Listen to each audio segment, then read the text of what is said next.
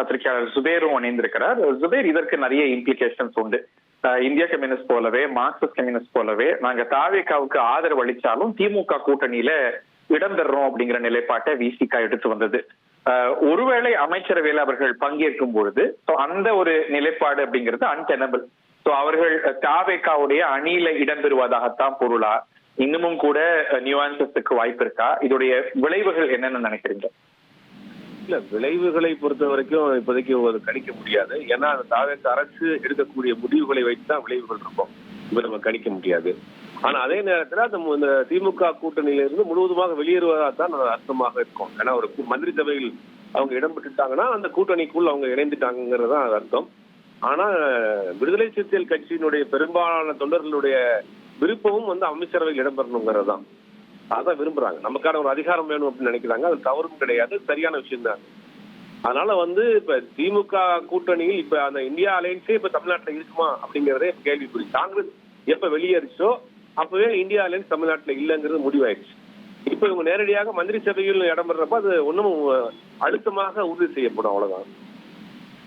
ஒரு பிளாக் அவங்க செயல்படுறதா சொல்லியிருக்காங்க இந்திய கம்யூனிஸ்ட், மார்க்சிஸ்ட் மற்றும் விடுதலை சிறுத்தைகள். மார்க்சிஸ்ட் கம்யூனிஸ்டும் சரி, இந்திய கம்யூனிஸ்டும் சரி, ஒருவேளை அதிமுகல ஒரு பிரிவு அதுல இடம்பெற்றா நாங்க இங்க ஆதரவே மறுபரிசீலனை செய்வோம் அப்படின்னு ரிசர்வேஷன் சொல்லி பிடித்திருக்கிறாங்க. அதே எண்ண ஓட்டம் விசிகாவுக்கும் இருக்கா, இல்ல அதுல சற்றே மாறுபடுவாங்கன்னு நீங்க கணிக்கிறீங்களா?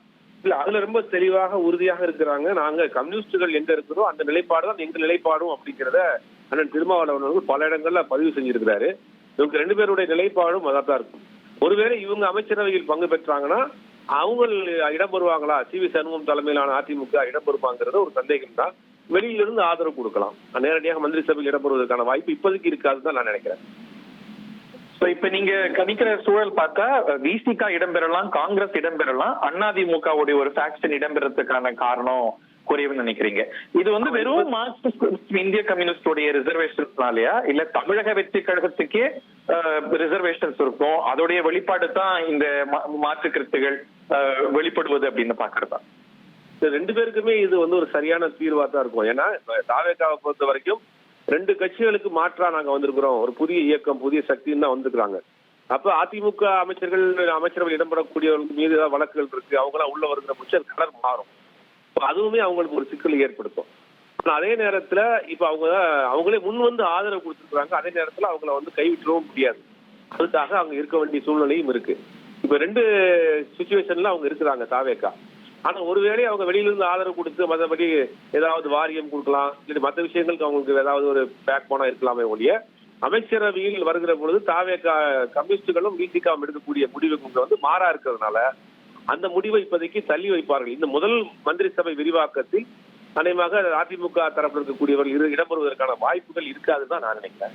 1,28,00,000 மனங்களை வென்ற தந்தி டிவி யூடியூப் சேனல். தவிர்க்க முடியாத தம்ப்நெயில், கலக்கலான கான்டென்ட்ஸ். நீங்களும் இந்த குடும்பத்தில் இணைய இப்பவே சப்ஸ்கிரைப் பண்ணுங்க.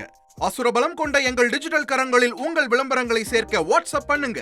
893988883778. Email advtthanditv@dttv.in.